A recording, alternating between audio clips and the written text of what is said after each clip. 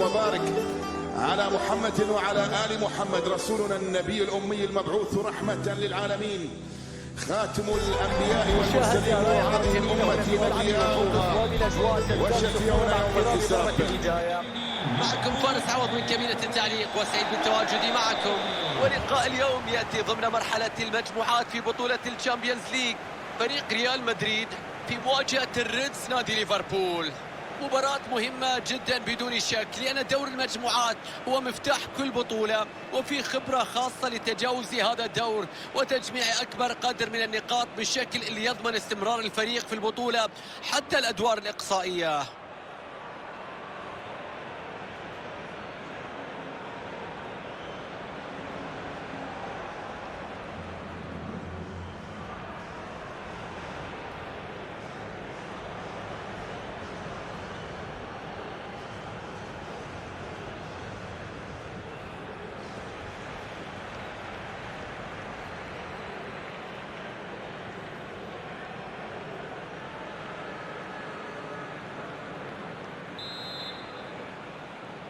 تنطلق الآن المباراة الأولى من دور المجموعات ضمن بطولة دوري أبطال أوروبا. هذه هي تشكيلة ريال مدريد في مباراة اليوم. في المرمى يتواجد كورتوا، ديفيد ألاما سيلعب بجوار روديجر في الخط الخلفي، لوكا مودريتش سيبدأ مع كاسيميرو في خط الوسط، وفي الأمام يتواجد كريم بنزيما. ونبع التشكيلة الرسمية لفريق ليفربول في مباراة اليوم: أليسون بيكر في حراسة المرمى، فيرجيل فان دايكس عند الفرصة،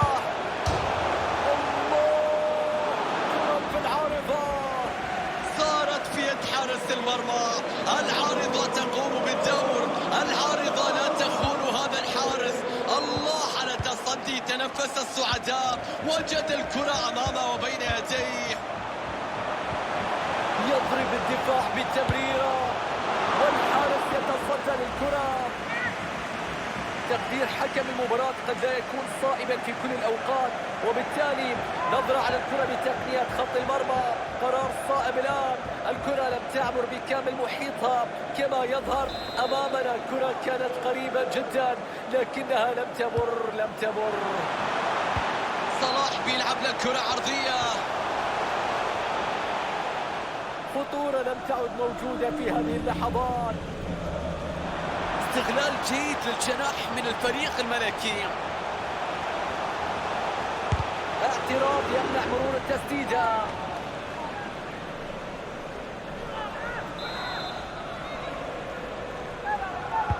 توني كروس بيلعب ركنية إلى منتصف الصندوق.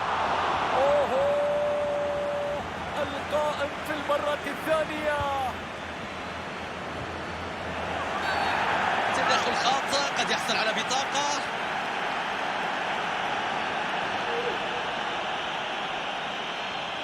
بعد هذا الكرت الأصفر عليه أن يكون أكثر حذرا طوال المباراة، لأن إنذار آخر بالتأكيد سيجعل يترك أرضية الملعب، وفريقه سيكون في موقف صعب جدا.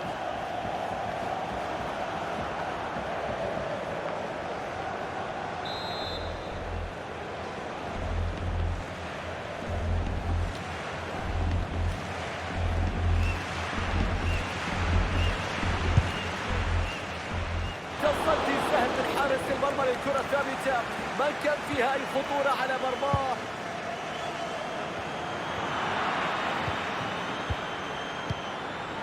مع تواجد كريم بنزيما نتوقع الكثير في هذه المباراة. تتكلم عن قدرات رائعة في التعامل مع الكرة، تتكلم عن صاحب لمسة ممتازة، تتكلم عن لاعب يعرف ماذا يريد الجمهور وكيف يصنع خطورة. المساندة تأتي من الزملاء، ينجح الحارس في التصدي.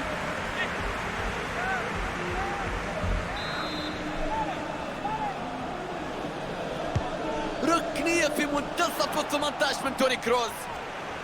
مميز الضغط العالي في استعادة الكرة في مناطق خطيرة.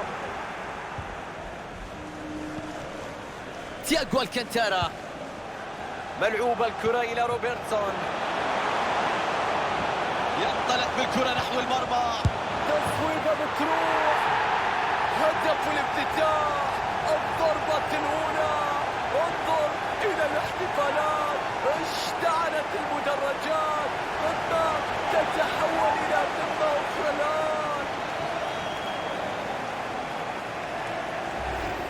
نشوف الهدف من بدايته.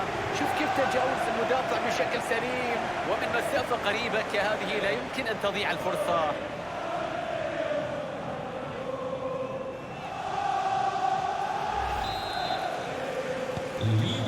يستأنف اللقاء مرة أخرى على تأخر الملكي ريال مدريد في النتيجة. ريال مدريد على الأطراف بشكل ممتاز. أوه، تسديدة قوية. كرة في نفس المكان اللي فيه الحارس. موقف صعب مع هذه الضغوطات. تياغو الكانتارا. كرة بتنقطع لعب من كارفاخال. كريم بنزيما. وهنا الهجوم المنظم يعطي حلول مختلفة. كرة عرضية باتجاه فينيسيوس. واضح بلوك سهل هنا. استحواذ ليفربول لم يكن كبيرا في هذا اللقاء، لكن الاستحواذ ليس كل شيء في كرة القدم. احيانا تلجأ لترك الكرة لخصمك حتى يكون امامك المساحات وفرص اكبر لتستغلها وتعرف كيف تنتصر، وهذا ما يفعل الفريق هنا اليوم. مع قلة السيطرة محاولة قد تشكل خطورة بالتأكيد. أوه، يفقد الكرة هنا، تصبح خطيرة على مرماه.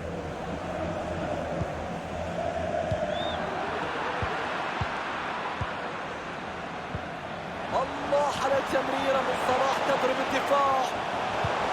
رائع في قطع الكرة وفي إنهاء الخطورة.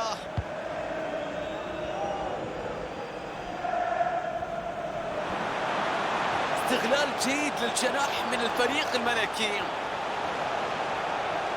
كرة للتعادل في هذه اللحظات. يتدخل أليسون وما زال اللعب مستمر. كرة مقطوعة تتخلص إلى ضربة ركنية.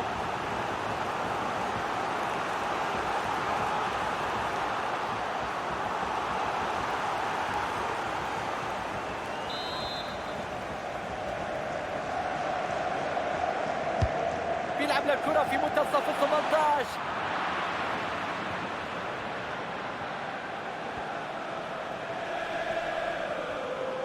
يتعرض لضغط كبير. دياز. هجوم الآن مع التفكير في الخطوة المقبلة لتهديد المرمى. والتصويبة خطيرة. ليفربول يسجل. إذا عودة للمباراة مشاهدينا الكرام، والنتيجة الآن هدفين مقابل لا شيء. ريال مدريد على الأطراف بشكل ممتاز. فرصة تقليص الفارق. لا، ضربة ركنية مشاهدينا بعد أن ارتطمت الكرة وغيرت مسارها.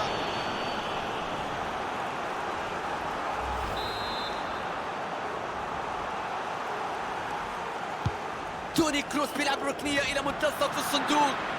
كرة لم تبتعد، ما زالت الخطورة قائمة.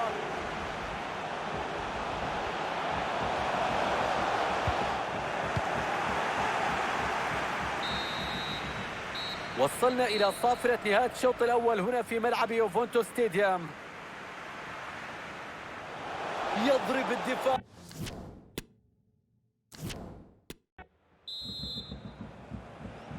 وينطلق الآن الشوط الثاني من المباراة الأولى لدوري المجموعات في دوري الأبطال.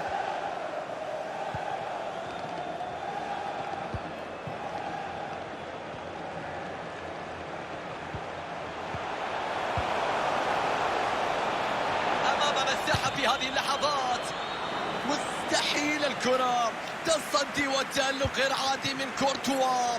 كرة هدف من هذه المسافة لكن ضاعت، لكن أبعدها.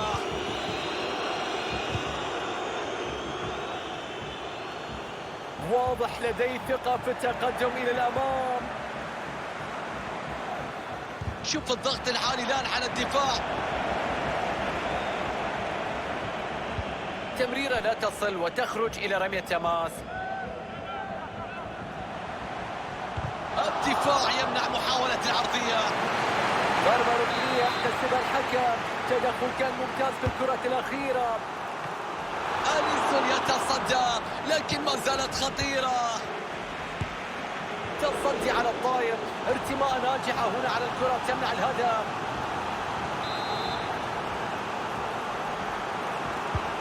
تنفيذ الضربة الركنية في وسط منطقة الجزاء. مودريتش حارس المرمى ببراعة يتصدى. الله على لقطة، حارس ممتاز، كم متوقع بأن يتصدى لها. كرة بتتشتت من خط الدفاع. الكرة تشق طريقها السهلة إلى يد حارس المرمى، لم يجد أي صعوبة. ضغط عالي جدا في الأمام.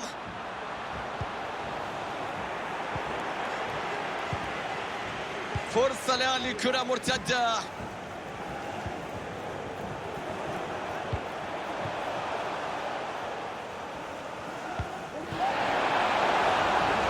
تصل إلى محمد صلاح. الآن فرصة هدف. ما يحدث مرتين يحدث للمرة الثالثة. أي شهية مفتوحة. هاتريك كبير للنجم الكبير. بينية فيها خطورة.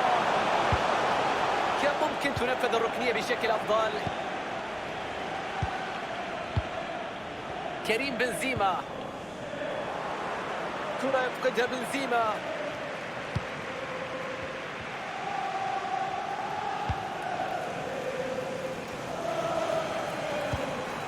جوردان هندرسون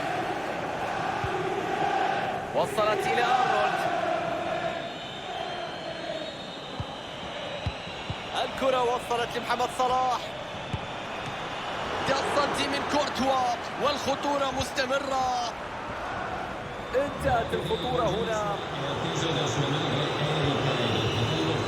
المباراة تدخل في آخر ثلث ساعة.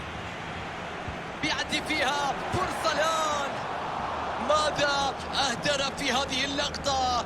أنت أمام المرمى، ماذا تريد أكثر؟ موقف الواحد على واحد، لا يمكن أن تضيع هذه الكرة. فرصة مثل هذه سهلة جدا.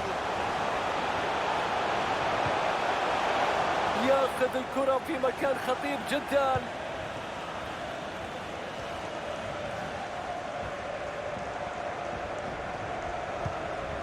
فينيسيوس جونيور. كريم بنزيما. كرة مع توني كروس. تدخل هنا يوقف الخطورة.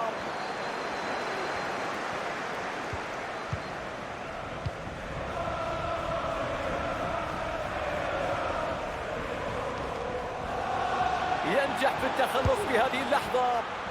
هدف تقليص الفارق، لكن التوقيت متأخر جدا. صراع مع الزمن من أجل العودة ربما تكون مستحيلة.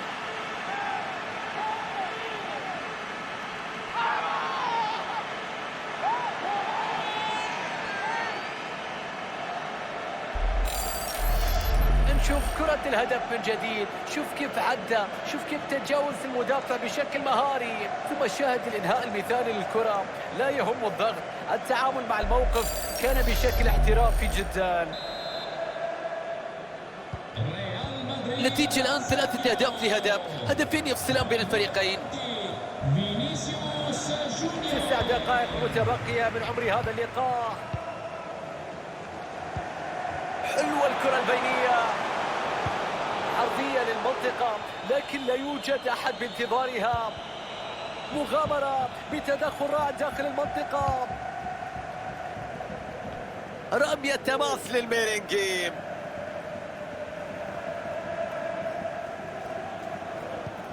فينيسيوس يفقدها فيني. الكرة وصلت لمحمد صلاح. يقطع الطريق والكرة في مربع العمليات. محاولة كبيرة لهجمة مرتدة ممكن أن تشكل خطورة. لابد من استغلال. يا رب على الإثارة. هدف وحيد وتتحقق المعجزة. الوقت يمضي، القليل متبقي، ستبقى مشتعلة حتى الصافرة النهائية.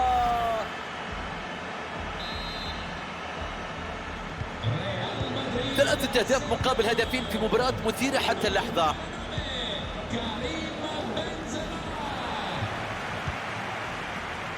فابينيو، دقيقتين كوقت بدل ضايع. ما زالت الكرة عند فيرمينو. افتكاك للكرة بشكل مثالي. الله على اللقطة. تأتي صافرة النهاية لتؤكد الخسارة الأولى في بداية مرحلة المجموعات من البطولة. لا أحد يريد الخسارة في بداية المشوار، لكن الأمر الإيجابي بأنها لو حدثت في دور المجموعات ومبكرا بالتأكيد بإمكانك تصحيح الأمور، وبالتالي تدارك الموقف ومحاولة تجاوز الخسارة ونسيان ما حدث. أمر مهم جدا بالنسبة للمدرب لكي يعيد الفريق لسكة الانتصارات في دوري الأبطال. يضرب الدفاع بالتمريرة والحارس يتصدى للكرة.